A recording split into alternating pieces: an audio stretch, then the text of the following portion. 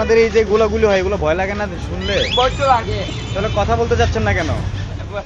আতঙ্ক বাকলিয়া এলাকার বাসিন্দাদের এখন নিত্যসঙ্গী, তাই তো ভয়ে মুখ খুলতে চান না এলাকার বাসিন্দারা। সাজ্জাদ হত্যাকাণ্ডের পর থমথমে বাকলিয়া এলাকার পরিস্থিতি। তবে এই এলাকার জন্য এটা কোনো নতুন ঘটনা নয়, পূর্বেও ঘটেছে এমন ধরনের ঘটনা। আমরা কোথা থেকে বাইরে বাইরে পাচ্ছি না, আমরা সব জায়গায় ব্যাডমিং তো এখন সারে কে মানে এটা বুঝতে পারছি না, আমরা কোথা থেকে বাসা একদম বাইরে হয়ে যায়। কিছুদিন পর পরে এরকম ঘটনা ঘটে আর কি, যে অবশ্যই বইয়ের কারণে এটা আমাদের সেফটি করে চলার প্রয়োজন হয়। রুম থেকে চিল্লাচিল্লি শুনছি আর কি, হ্যাঁ গোলাগুলির আওয়াজ শুনছি। বাকলিয়া অ্যাক্সেস রোডের এই ভবনটির ছাদ থেকেই সেদিন গুলি করা হয়েছিল সাজ্জাদকে। প্রত্যক্ষদর্শী এই যুবক ক্যামেরার সামনে না আসলেও বর্ণনা করেছিলেন সেদিনের ঘটনা। কারণ বন্ধ করে মানে 15-20 জন পোলা পায় না আমাদের উপর আক্রমণ, আমার ফ্যামিলির উপর, যখন আমার মা বাবাও ছিল। আপনার সোহেল আর বোরহান, তারপর ইমরান। ভাঙচুর হওয়া এই ভবনটি ছিল সাজ্জাদ হত্যাকাণ্ডে অংশ নেওয়া দুই গ্রুপের আড্ডার স্থল।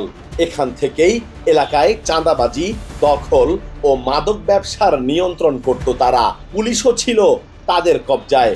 রাত হলেই তাদের সাথে আড্ডায় বসতো বাকলিয়া থানা পুলিশের কর্মকর্তারা, এমনই বলছেন এলাকাবাসী। প্রায় 1 ঘন্টা গুলি করছে টানা। 2 ঘন্টা পুলিশ নারে ওইখানে দাঁড়ায় রয়েছে মুখে, ওরা ওখান থেকে ফায়ার করতেছে এটাতে।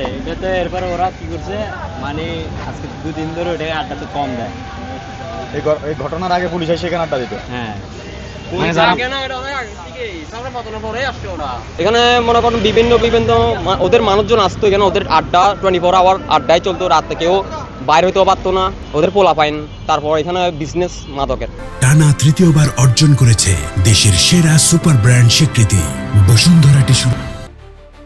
এদিকে সাজ্জাদ হত্যাকাণ্ডে মামলা দায়েরের পর ঘটনায় জড়িত সন্দেহে 8 জনকে গ্রেফতার করেছে পুলিশ। তবে হত্যাকাণ্ডে ব্যবহৃত অস্ত্র এখনো উদ্ধার করা সম্ভব হয়নি। সাজ্জাদ হত্যা মামলায় ইতিপূর্বে আমরা ঘটনায় জড়িত 8 জন আসামিকে গ্রেপ্তার করতে সক্ষম হয়েছি এবং অপরাপর যারা আসামি তাদেরকে গ্রেপ্তার জন্য অভিযান অব্যাহত আছে এবং এই ঘটনায় ব্যবহৃত অস্ত্র উদ্ধারে আমরা অভিযান অব্যাহত আছে। অপরদিকে চট্টগ্রাম সিটি কর্পোরেশনের মেয়র ডাক্তার শাহাদাত হোসেন ঘটনার জন্য দোষ দিলেন বাকলিয়া থানা পুলিশকে। আমি সম্পূর্ণ বাকলিয়া থানাকে দোষ দেব। তারা যদি তারা গ্রেপ্তার করতো, সুনির্দিষ্ট এই ছেলেগুলো যদি গ্রেপ্তার করে নিয়ে আসতে পারতো এবং তাদেরকে যদি মামলায় তারা যদি জেলের মধ্যে রাখতে পারতো, তাহলে পরে এই ধরনের ঘটনা।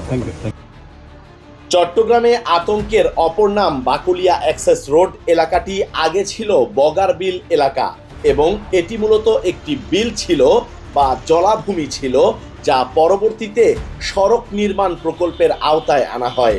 এই এলাকায় চাকতাই খালের উপর দিয়ে একটি সড়ক নির্মাণ করা হয়েছে, যার দুপাশে গড়ে উঠেছে বেশ কিছু ভবন। আবির আহমেদ, কালের কণ্ঠ, চট্টগ্রাম।